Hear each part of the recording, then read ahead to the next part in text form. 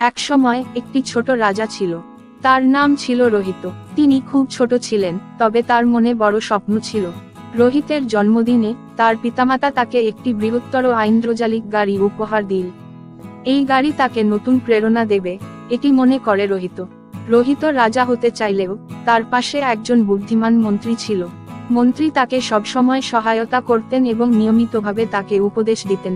একদিন রোহিত রাজা একটি অদ্ভুত সভায় যান। তার পছন্দের মিষ্টির তালের সঙ্গে তার পছন্দের গান গাইতে গাইতে রোহিত সভায় পৌঁছলেন। সভায় অনেক মানুষ ছিলেন, যারা রোহিত রাজার দ্বারা অভিনন্দন করতে আগ্রহী ছিলেন। তবে সবচেয়ে বড় আশ্চর্য হলো যখন একজন বৃদ্ধ রাজা উদ্ধার করতে উদ্দীপ্ত হয়ে গেলেন। তার নাম ছিল মিত্রানন্দ। মিত্রানন্দ রাজা হওয়ার জন্য দৈনন্দিন প্রশিক্ষণ নেয়ার জন্য জানতে পারেনি, তবে তার মধ্যে আত্মবিশ্বাস এবং জ্ঞান ছিল। রোহিত রাজা তার মিত্রানন্দের সাথে একটি বন্ধুত্ব প্রতিজ্ঞা করলেন। তারা দুটি মিলে বড় একটি পথ চলতে বলে গেলেন, যেটি তাদের অবিশ্বাস্য অভিজ্ঞতা আর উচ্চতা অবদান করবে। এরপরে তারা অনেক ভিন্নধর্মী ও অদ্ভুত প্রাণীর সাথে সম্পর্ক স্থাপন করতে গেলে একদিন তারা একটি দেশে পৌঁছে